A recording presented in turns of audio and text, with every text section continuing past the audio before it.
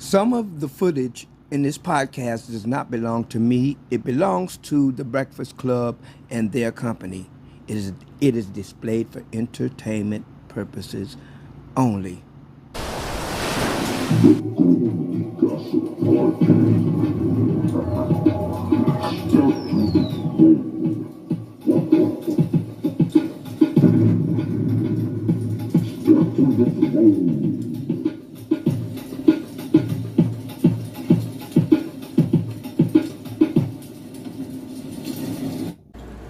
Welcome, kings and queens, ladies and gentlemen, to a very special edition of the Goldie Gossip Podcast. Podcast number 131st. Guys, let's open up the show with some poetry by Malcolm Jamal Warner. Let me cue it up, guys.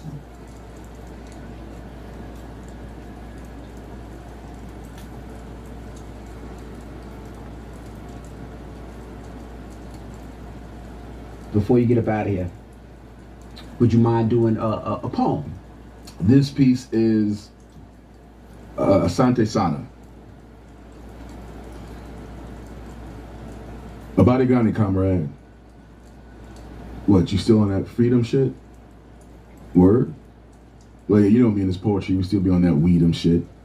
That birthing inspirational couplets and breedum shit. That I spit, cat should heed 'em shit. That words can't break my bones, but if you cut me, Holmes, I bleed 'em. Shit. Atonement for the masses of hard asses and heads that tread on civil liberties in the most uncivilized of fashion is said to be dead. Can we afford to be dumb for free? See, that's the question I'm asking as I beg for an ounce of truth amongst the aloof surrounding me. My vices are proof that these demons keep hounding me. Reality keeps pounding me, almost astounding me into the strange hypocrisy. You see, I preach the same hope that I'm losing daily, like my religion. Peep how deep I bear my soul. I stand on the precipice of this crossroads. It's like I want to give my life to the cause, but which one? Ignorance is running so ridiculously rampant, I can't tell if I'm hating or merely debating just for fun. But I do know my heart heaves heavy upon hearing the fluttering hum of the feeble footsteps of fear, stamping out the ferocious flames of our dogged desire and determination to outpace the perilous prophecy our captors have programmed to be our faith, and thus our fate. I know my soul writhes with anxiety aches. Lies no longer need disguise when they start looking like the truth. Like, how do we ignore cries of ill-guided youth spitting dope bars of self-hate over beats that bang harder than strange fruit hangs? Meanwhile, her breasts hang and her booty bangs harder than the gun claps of rival gangs fighting over territory they don't even own. And in magic cities everywhere, she feeds her babies based on her ability to shake what her mama gave her because her pops was too busy breaking in his disappearing act to save her from these mean streets that eat the meek in one swallow. Lies no longer need disguise when the truth is viewed as hollow through the eyes that need it most.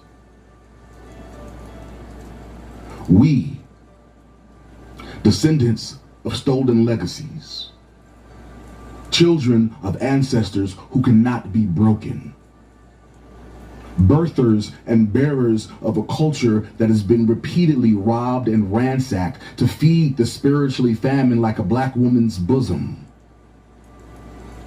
We who become a pre-existing condition simply because we pre-exist.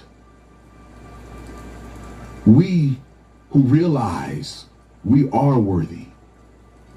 We are the guardians. We are the gardeners. We are the soil, we are the toil, we are the protectors of our seeds who need to be protected, who need to see true love and black excellence redirected, not through fame and fortune, but redirected through character and deed.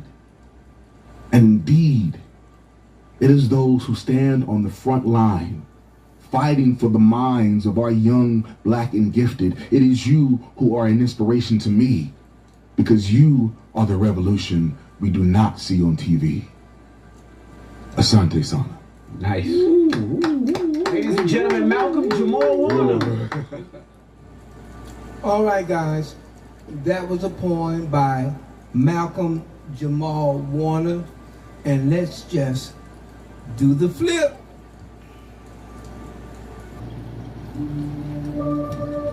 And there's the flip, guys. Hey, let's get right into some Goldie gossip obituaries. I'm hating this one, guys.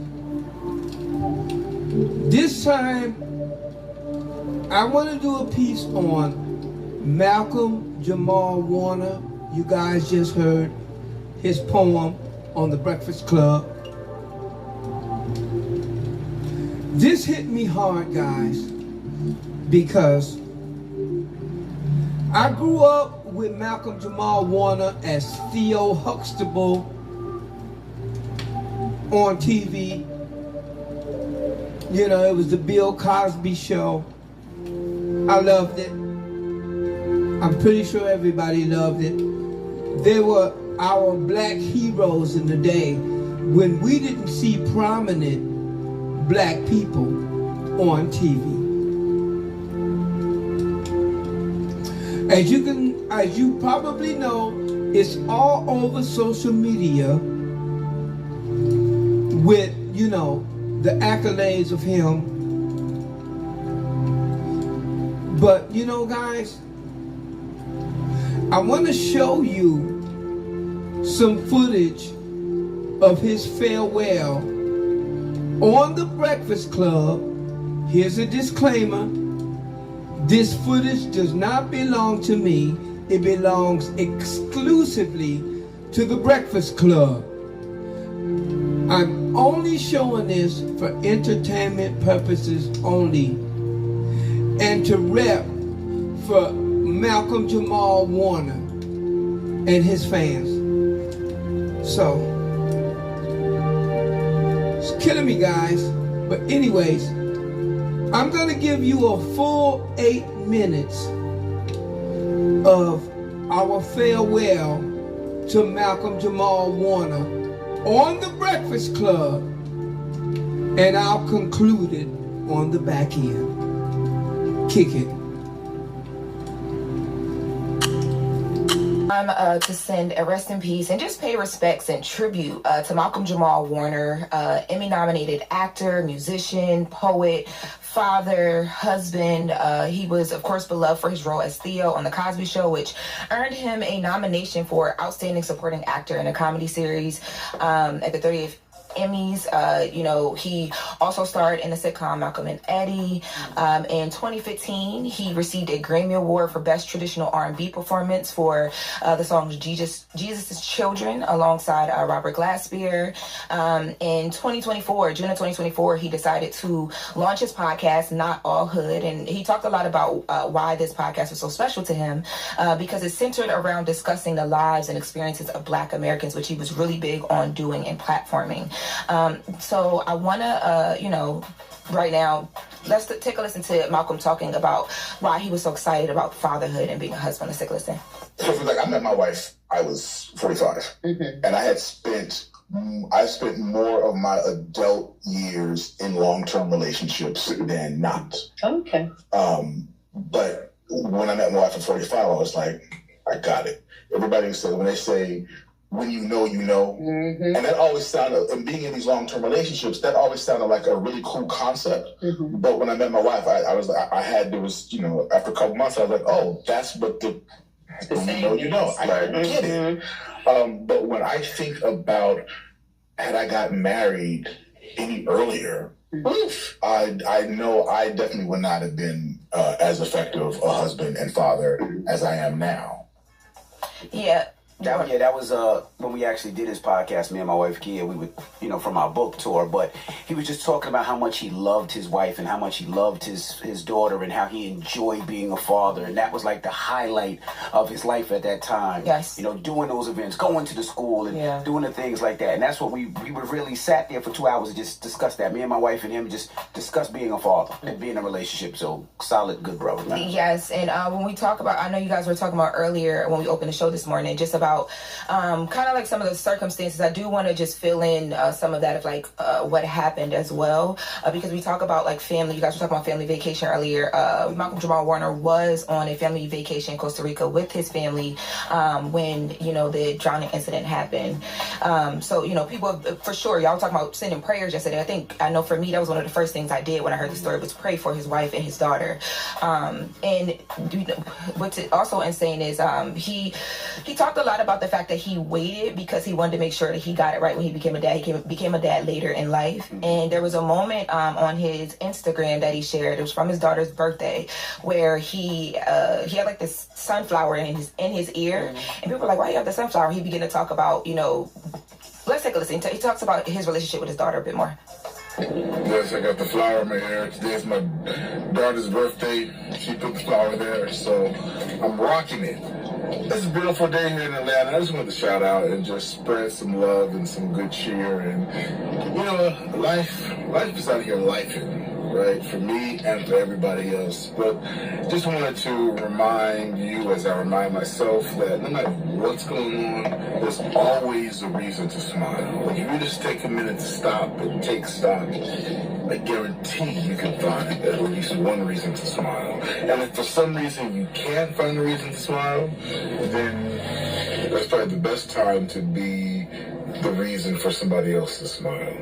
Gotta smile for yourself and be a reason for someone else to smile. That's all I got. Listen to love because it's been a minute. Peace and love, and I'll be back soon. Man, blessings to that brother, man. I'm telling you, man, we spend all this time trying to avoid potential dangerous situations just so we can prolong this thing called life. And this brother was just out with his family on vacation, doing something we all do when we on vacation, swimming, and something tragic like that happens, man. Life is not promised to anybody. Yeah. Now, they said, I guess when it happened, somebody else was taken to the hospital. Was that a family member or that was just a random person? That person hasn't been confirmed as a family member. They're just being listed as a second individual from the reports that I saw. They were injured during the incident. According to the Costa Rican Red Cross, the second individual was rushed to a local clinic and is in critical condition. Their current condition as of right now is unknown. But yeah, of course they're doing their investigations, trying to figure out more of what happened and all of the things. But Malcolm Jamal Warner was declared.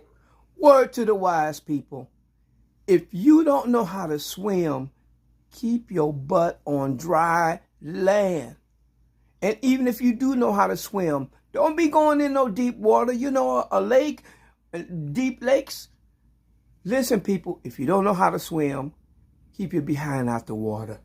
Dead at the scene, and then this person was taken to the hospital. Man, really pray for that brother, man. Before you run to social media and post about how this situation makes you feel, take the time to really pray for that brother, Malcolm Jamal Warner. Take the time to really pray for that brother's family. I know we feel like we knew Malcolm Jamal Warner because of the roles he played, but that was a man with a real family who knew him in a real way, and they are going through it in ways that we don't understand. So take the time to think about them before you think about yourself. And I was thinking about his father, man, because he spoke about his father so much and how much his father, poured into him, and now his father has to bury his child. Yeah, and he actually sat down with Melissa Ford, and he talked a lot about his relationship with his dad and his legacy that he wanted to leave. We have that clip. Let's take a listen. Life, it's fragile, and in the blink of an eye, You never know. you never know. So speaking of legacy, what do you hope that your legacy is going to be? Yeah, because I'm 54, I think about that a lot. So it's interesting. I remember my mother said to me one time that Mr. Cosby gave you immortality. Facts. That is very true. Right? So I know on one lane, there's legacy there. But also because my life those former years were always about life beyond Cosby, right? So I feel like, okay, there's that legacy there, but then because I've had this full life, after that show, there's another lane of legacy that I get to leave, and I'm still working through that. Yes. Rest in peace. You just gotta live. Be intentional about living. Be intentional about being a good person. Yeah. Because you want to be a good person.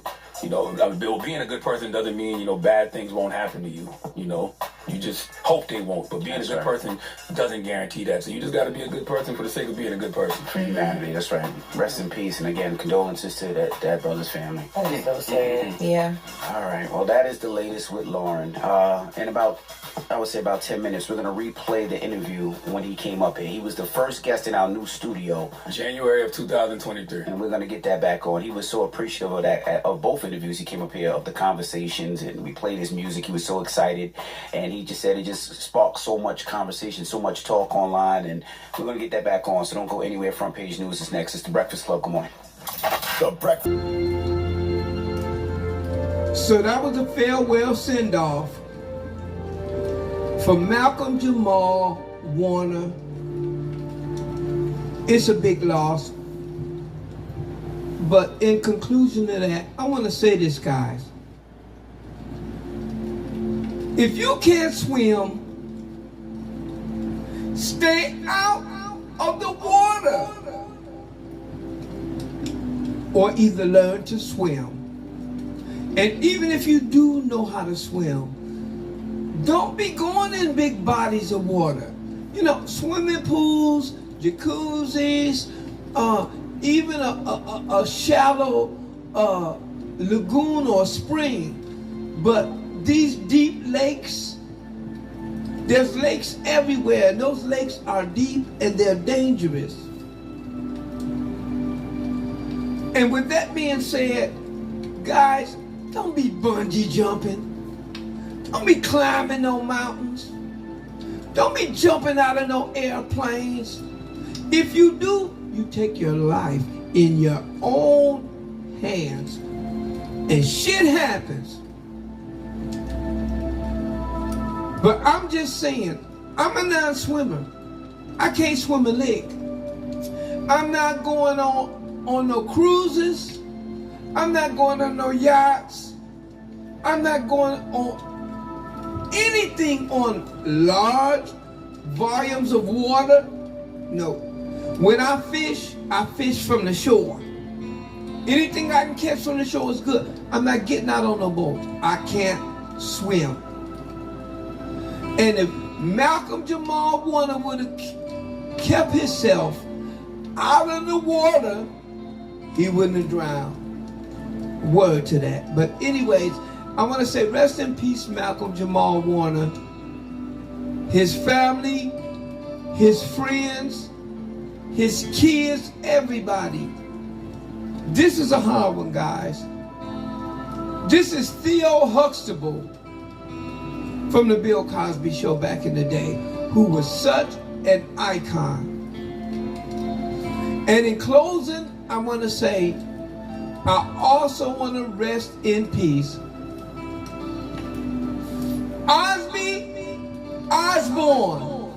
Ozzie Osborne, the Prince of Darkness. That's right. He bit the head off of bats and all kind of crazy stuff. But, he's been sick for a while. His wife has been holding down the fort for him. And he's been rickety for a while, but finally, Ozzie Osborne passed away as well at the age of 76.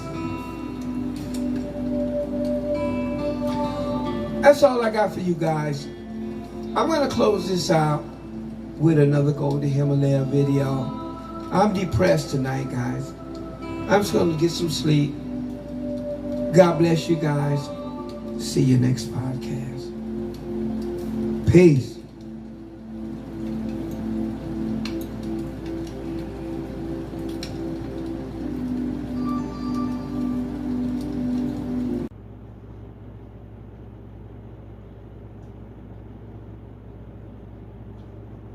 A few moments later. I like to hold you in my arms, fill you with all my charms. I like to hold you, in the midnight hour. Hold me, hold me, oh, girl. Hold me. First time we looked into each other's eyes, my heart took to love paradise. And when we kissed, I knew that it was love.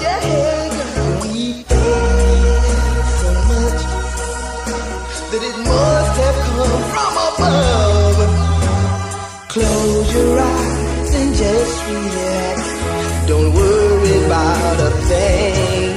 No, a glass of wine would be just fine when Luther starts to sing. Baby, come and hold me in the wee hours of the night. You need someone to hold you tight, someone to treat you right.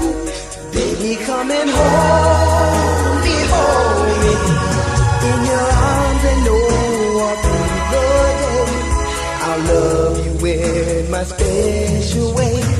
So hold me. You blow me away with the glow of your smile. I plan to stay with you for more than a while, and I'm insecure. I call out your name, my pain you into emotions, not just a game. I want you here right next to me to make me feel secure. And if you ever have one doubt, my love I will reassure. Baby, come and hold me in the wee hours of the night. You need someone to hold you tight, someone to treat you right. Baby, come and hold me in your arms and know all through the day I'll love you in my special way. So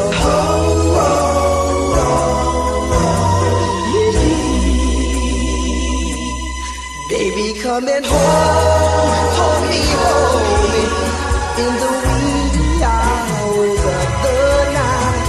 You need someone to hold you tight, someone to treat you right.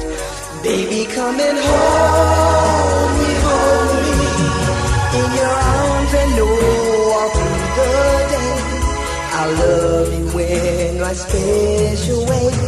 So hold